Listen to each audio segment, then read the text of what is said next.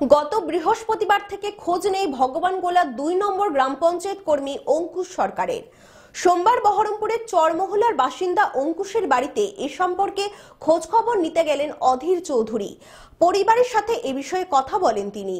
বিস্ময় প্রকাশ করে গোটা ঘটনা নির্বাচন কমিশনকে জানাবেন বলে জানান অধীর। আমার কাছে একটা খবর গেল যে অঙ্কুশ সরকার নামে একটা চরমহলার বাসিন্দা, যে ভগবানগোলা ব্লক 2 এর একজন কর্মচারী, তাকে গত বৃহস্পতিবার থেকে পাওয়া যাচ্ছে না।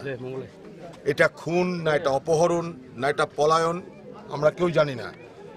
ব্যাপার হচ্ছে যে আপনারাও সে তো এখানকার বাসিন্দা, স্থানীয় বাসিন্দা। স্বাভাবিকভাবে আমাদের তো একটা চিন্তা হয় যে কোথায় গেল রে ভাই একটা লোক হঠাৎ করে। নির্বাচন শুরু হয়ে গেছে, নির্বাচনের প্রক্রিয়া চলছে, স্বাভাবিকভাবেই যাই কিছু হোক না কেন নির্বাচন কমিশনের দৃষ্টি আমরা আকর্ষণ করাবো।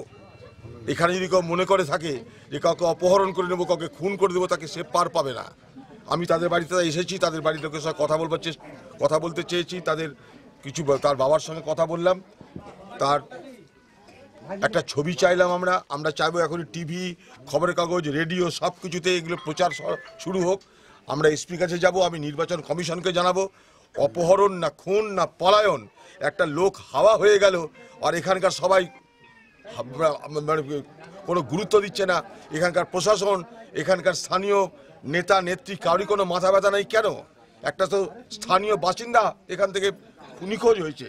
তো নিখোঁজ যখন একটা লোক হয়েছে, কোথায় গেল সে? তার জন্য আমাদের সবাইকে চিন্তা করা উচিত, সবার এই বিষয়টা ভাবা উচিত বলে মনে করি।